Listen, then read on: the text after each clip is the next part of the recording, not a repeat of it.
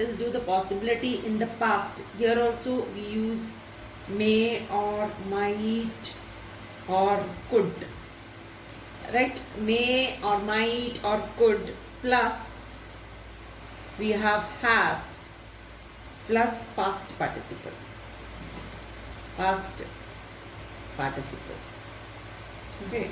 So we use may or might or could plus have plus past participle to suggest a past possibility.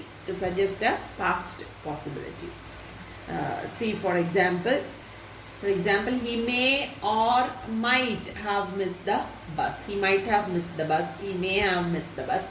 Right? So such a usage. Then next one. He might not have seen you. So same usage. Have is it may or might plus have plus a past participle form. So he might not, but it is a negative sentence. He might not have seen you. So you are having might over here. Then you are having the negative form not plus have plus past participle form of the verb. So he might not have seen you. Now see, in this situation, some wild beast could have attacked you, but it didn't attack. Some wild beast could have attacked you, right?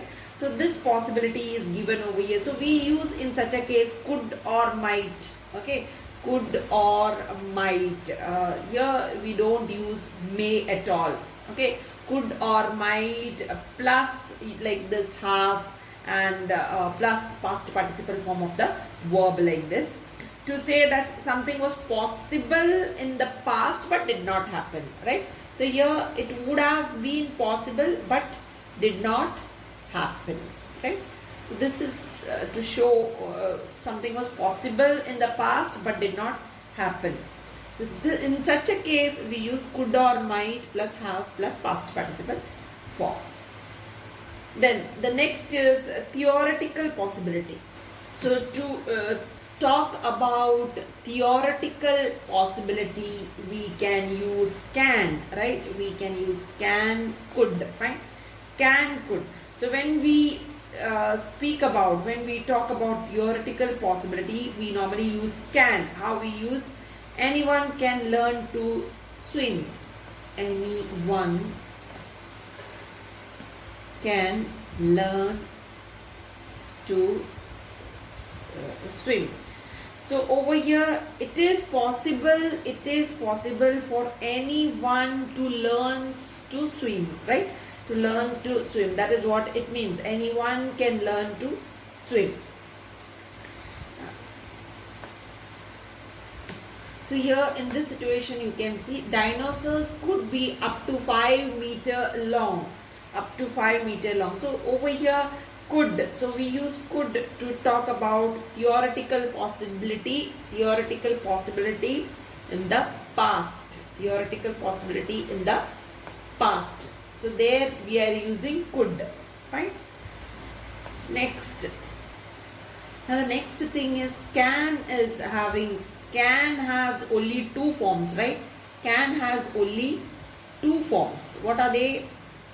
That is can the present form and could the past form, right? These are the only two forms of can, right?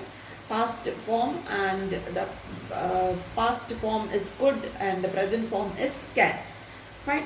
So I can play guitar. Now you can see I can play guitar, but I cannot play tabla. But I cannot play tabla. So over here can is used, isn't it? So this is a common model. Can is a common model used to talk about ability. It is used to talk about ability. That is what it is showing over here. I can play. My ability of playing cricket. I can play guitar, but I cannot play. So in the negative sense, we use cannot or can't. CA, cannot or can't we use, right? So these are the negative forms of can. Fine. Next, be able to. So this we use. Be able to is possible instead of can. So instead of can, we can use be able to, this word. Okay, be able to instead of can, instead of, okay, instead of can we use. I can speak French fluently now, we say I can, but you can say I am able to. I am able to speak French fluently now. I am able to speak French fluently now. Fluently now. Then, so as I have told you in the beginning, can has only two forms, that is present form and the past form could. Okay, can is the present form and the past form of can is could. But this particular word be able to can be used in all tenses. In all tenses it can be used. Past, present, future. Okay, we have been able to sell the entire stock. We have been able to sell the entire stock. Okay, so here we cannot use can in such a sentence. We cannot use can, right? We have been able. We can't say, no, it's not. Could also you can't say. So we have been able to. We have been able to sell the entire stock. So here been able can be used over here. Now you can see two sentences. I could swim across the Ganga. Here could is used. I could swim across the Ganga. So could is used over here as the general ability. Okay, so it's used in general ability to show the general ability to do something, right? So to swim, I could swim across the Ganga. So general ability could is showing over here. Could suggests the general ability to swim. That is in the past, right? In the past. Whereas you can see the next sentence. I was able to swim across the other bank. So here was. So in this case was able to swim. So this suggests ability in a particular situation. Particular situation. Right? This is suggesting ability in a particular situation. So this is what it suggests. So here it could be was able to or we were able to swim across. We were, right? So was or were. To show particular situation we use was able to or were able to any situation like this, right? And to speak about general ability we use could. Whereas the negative form could not, negative form, this is negative form, could not. Alright, this can be used with both general ability and as well as with particular situation. Okay, with both you can use particular situation. You can use, like for example, I could not become proficient in Sanskrit. Okay, or I could not. That is general ability. I could not start the car. The car engine was cold, so I could not start the car. So this ability is in particular situation. Now we use could plus have plus past participle to speak about what was possible in the past but did not happen. Possible in the past but did not happen. But didn't happen. Okay. So to speak about this, we use could plus have plus past participle form. Like for example, you can say, you could have applied in time. Okay, you could have applied in time, but you did not, but you didn't do, right? So possible in the past, but didn't happen. So just for information sake, I am giving all these information to you. I am just explaining all these things to you. You can just have a deeper study of the modals. Now you can see these modals: must, have to, have got to, right? These three modals: must, have to, have got to. So these modals are used to express necessity, okay? Express necessity or compulsion, okay? These are used to express necessity or compulsion. They can be used interchangeably like this. Now you can see over here, I must work hard to improve my performance. I have to work hard to improve my performance. So you can see the usage of must. I must work hard, right? So there is a slight difference between this must and have to over here. You can see in must, the authority comes from the speaker, isn't it? I must work hard to improve performance, to improve my performance. So the authority over here comes from the speaker. Then I have to work hard to improve my performance. So in have to, the authority comes from outside the speaker. It's not coming from within the speaker. It's coming from outside the speaker. So this is coming from outside the speaker. Outside the speaker. Whereas this is coming from the speaker. I must work hard, right? From the speaker. Now you know must is used to speak about the present. It is used to speak about the present and the future, right? It is used to speak about these two tenses. But you know must does not have any past tense. It does not have any past tense. So if we have to talk about a past necessity or a past compulsion, past necessity or past compulsion, we use had to, right? So this is what we use. I had to stay back last evening for an important conference, right? Something like that. Back last evening for an important meeting. I had to stay back last evening for an important meeting, we say.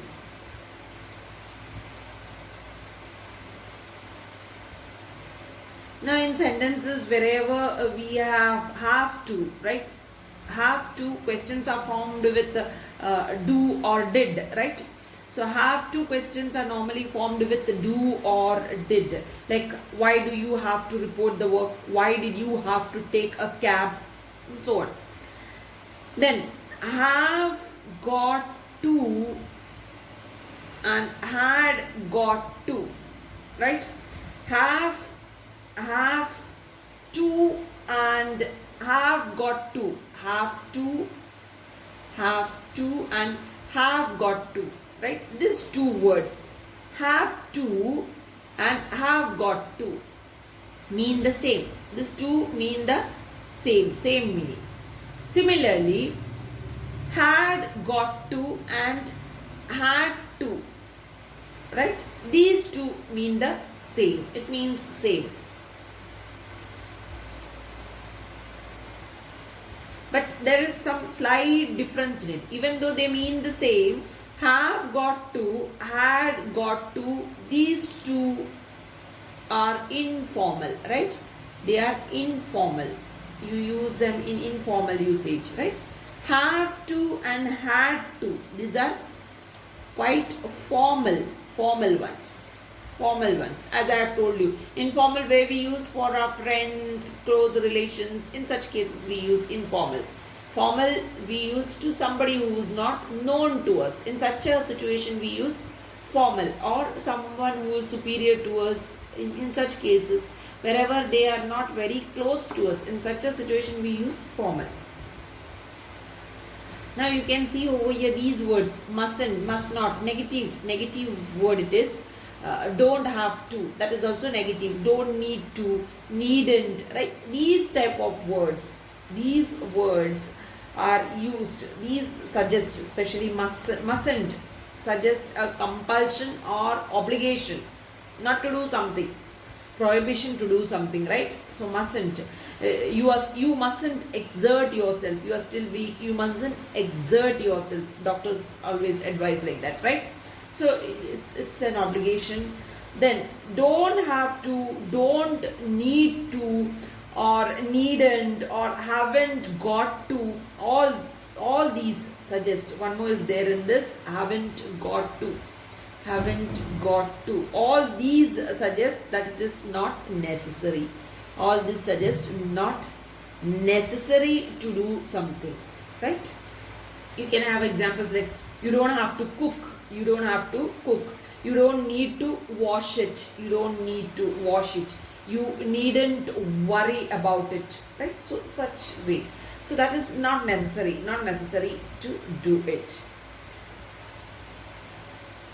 The next models what we are having is should, ought to. So all the models you have seen in all these examples over here, that is what I am showing you throughout all these, with the help of all these examples, I am explaining all the models to you. Should and ought to over here. So both should and ought to can be used to ask for and give suggestions. Okay, to give suggestions, ask for or give suggestions, advise, right? Advise.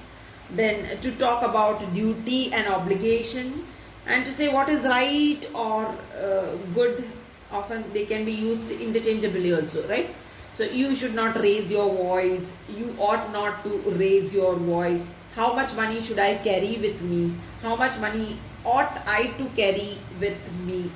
Okay, so in such cases we use ought to, carries with it a sense of moral obligation. Ought to, right? Ought to carries a moral obligation.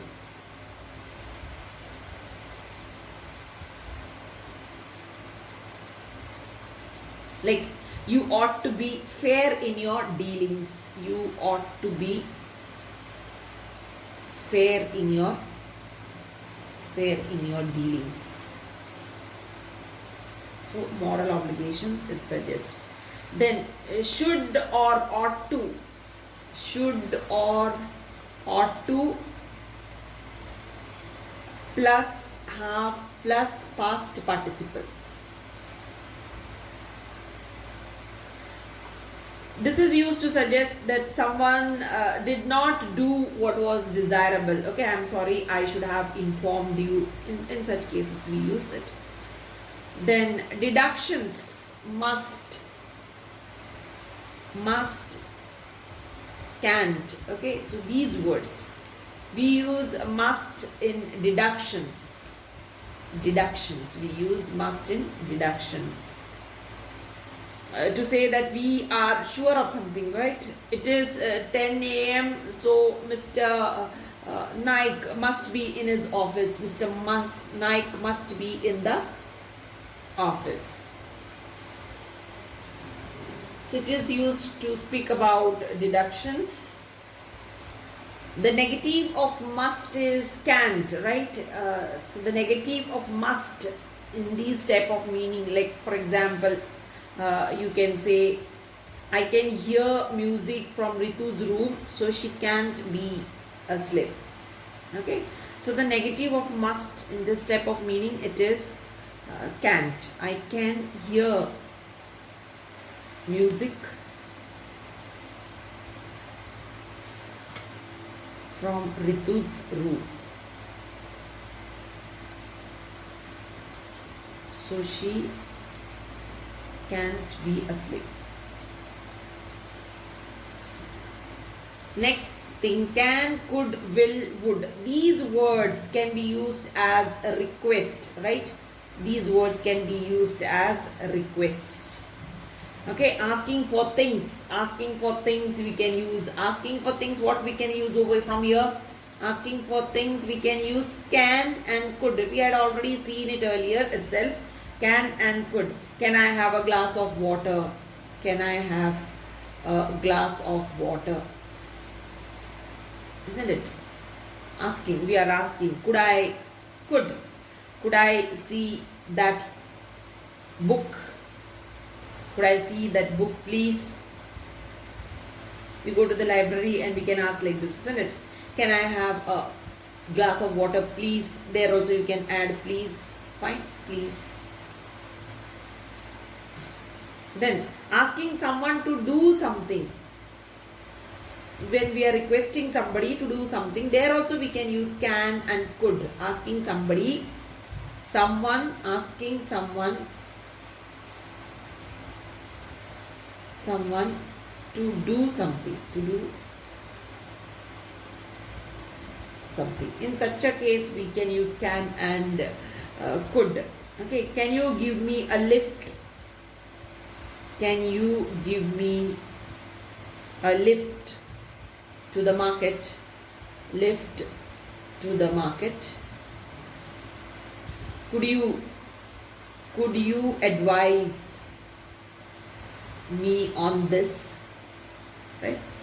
Then asking someone to do something. Asking someone. There we use will or would. This we can use in asking someone to do something. To do something. For example, like this. You are asking somebody, will you close that window please, or the door please, right? Will you close that window please? Or you can say, would you speak a bit slow? This is a bit slowly. Would you speak a bit slowly? We can ask, right? So in this case, asking someone to do something. So we can use these are all request forms, right? Asking for something, asking for a thing, we can use can, could. Then asking someone to do something, we can use can, could. Then asking someone to do something for you, there also you can use will or would, right? So these are the words which you can use as a request. In the next class, we will see the words used as suggestions. Okay, and we'll see some more promises and all. And then wishes, promises, suggestions, the words used from these modals. Okay, modals used as wishes, used as suggestions, and modals used as promises. This we are going to see in the next class. So today we'll wind up to here. Thank you very much.